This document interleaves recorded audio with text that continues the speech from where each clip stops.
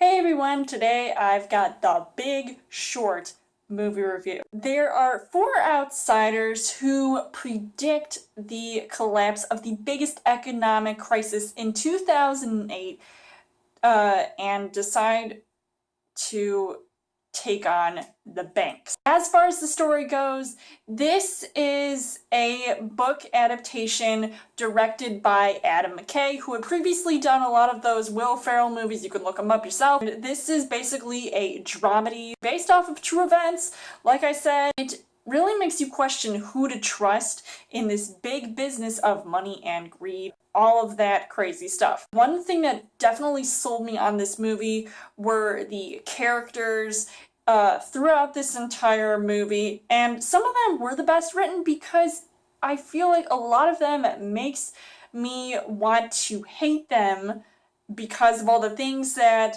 they're doing and all of these schemes that they pull. I feel like all these people they're always trying to screw over, and the things that they're just trying to accomplish on their own because they're a bunch of selfish people. And it's just like all these different situations come into play and are a result of the things that they, uncover.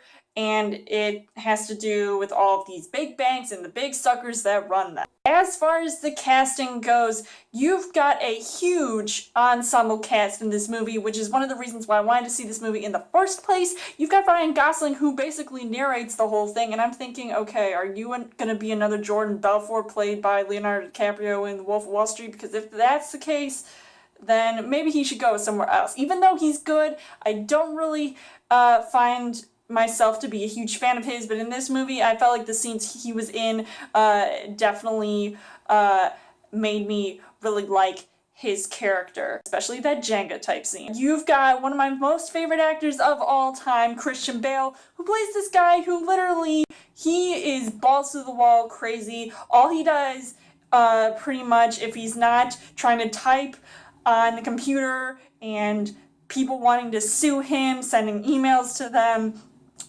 he's either playing the drums, tuning everybody out, and going barefoot, like, in his office, and he's just wearing a t-shirt with some slacks.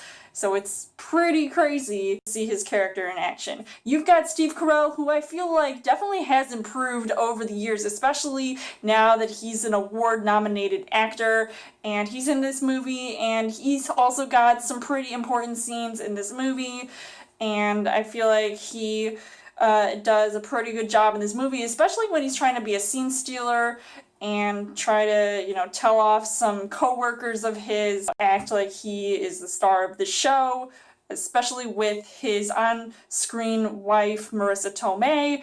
And then you've got Brad Pitt, who also comes into play, considering I feel like he is also a producer of this movie, but he also stars in a pretty small role, but I feel like the role that he does, I liked when he was talking to these two other guys who were trying to get, like, an interview with people because they think that they can try to make some big bucks because they think that they're, like, these young hotshots.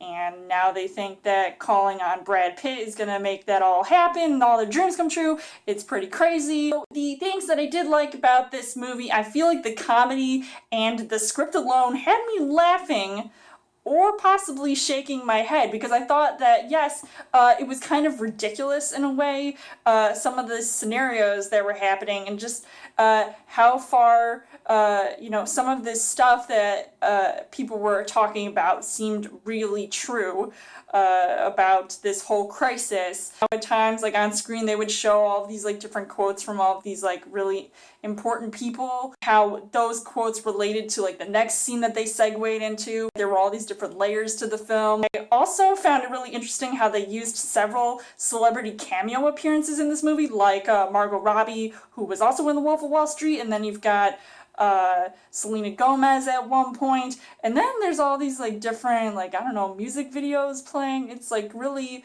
just, like, crazy unexpected things going on. But unfortunately, the things that I didn't really like about this movie, I feel like I didn't need to have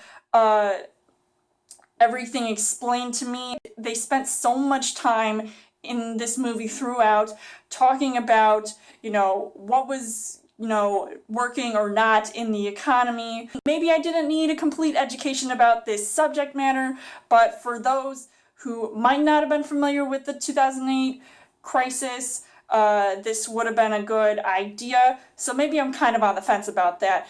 But it is kind of interesting to see all these different perspectives about this crisis. Overall, I would say that The Big Short is a pretty good film, and I definitely was kept interested throughout, even if I wasn't too familiar with what was really going down. We had this whole economic collapse. So I would highly recommend seeing this movie. I think it is worth it, and I will definitely go check out the book. I would give this 4.5 hearts on the heart rate scale. So let me know in the comments what you guys thought of The Big Short.